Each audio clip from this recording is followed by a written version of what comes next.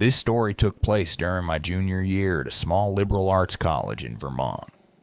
I was a resident assistant, an RA, which meant I got free housing in exchange for watching over a floor of freshmen and pretending to care about campus events. Most of the job was boring. Fire drills, roommate disputes, locking people out of their rooms at 2 in the morning after they'd come back drunk. But there's one night, one situation that still keeps me up sometimes. It started with room 307. That room had been assigned to a girl named Jamie. She moved in early, 2 days before the rest of the students. Her parents helped her bring in bags, fridge, books, all the usual stuff. I met them in the hallway and introduced myself. Jamie seemed off, not rude, not awkward, just very still. Her eyes didn't really move. Her voice was flat. When I asked where she was from, she answered, "Upstate." That was it. Later that evening, I saw her standing in the middle of her room, door wide open, staring at the wall. Nothing on it, just blank cinder block, for like a solid minute. She didn't even notice me walk by. Weird, yeah, but not my business. The next few days went by, and students started moving in. The floor got loud and chaotic, music playing, kids running room to room, meeting each other. Except for Jamie. She never left her room. Seriously. Never. Her door was always locked. Blinds always closed. No sound, no movement. Other students started asking about her. One girl said she knocked on Jamie's door to say hi and heard whispering on the other side, like multiple voices, even though Jamie lived alone. Another guy swore he saw her standing in the common room at 3 a.m. Said she was just standing in the corner, staring at the microwave. The microwave wasn't even plugged in.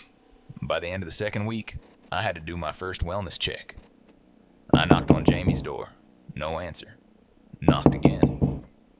"Jamie, you okay?" Still nothing. So I used my master key. I opened the door slowly and immediately got hit with this musty, sour smell, like old laundry and something slightly metallic. Her room was dark, blinds drawn. The air felt thick. Jamie was sitting cross-legged on her bed, not facing me, just still. I asked again, "Hey, everything all right?" She didn't move. I stepped in, ready to call campus safety, and then I saw something that made me freeze. Written on the wall, behind where she was sitting, in what looked like red marker, were words. "She's not Jamie." I stepped back out and shut the door. I filed a report, contacted the housing director, and campus security was supposed to check in the next day. Except that night, things escalated. Around 4 a.m., the fire alarm went off. Whole building had to evacuate. Once we were outside, I started taking head counts, part of RA protocol, and I noticed something. Jamie wasn't out there. I went to tell the fire marshal, and that's when a girl tapped me on the shoulder. She said, "I think Jamie's still in the building. I saw her looking out from the 3rd floor window, like right before we came out. Only room 307 faces the back of the building. There's no way she'd be visible from the evacuation point out front." I ran back inside with the security officer once it was cleared. We checked her room. Door locked again. When we opened it, she wasn't there. But the message on the wall, it had changed. Now it said, "You let her out." There was no Jamie. No student by that name enrolled. No application. No class schedule. Nothing. When I called housing records, they told me the original girl who was assigned to room 307 never showed up. She declined the offer weeks ago. The person I met, the one I saw move in with her parents, I have no idea who she was. Security reviewed the footage. No video of anyone entering room 307 that night. None of her arriving. None of her leaving. It was like she didn't exist at all.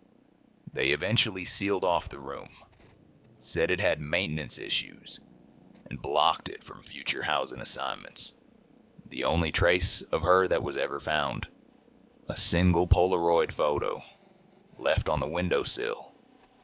It was a blurry picture of the hallway outside the room, but in the photo, there were two figures. One was a girl in pajamas, looking toward the camera. The other was something, standing behind her. Long limbs, head tilted, no face. I quit being an RA after that semester. Moved off campus. And every time I pass that building now, even from across campus, I always look up at the third floor window. Because sometimes I still see someone watching. And I know it's not Jamie.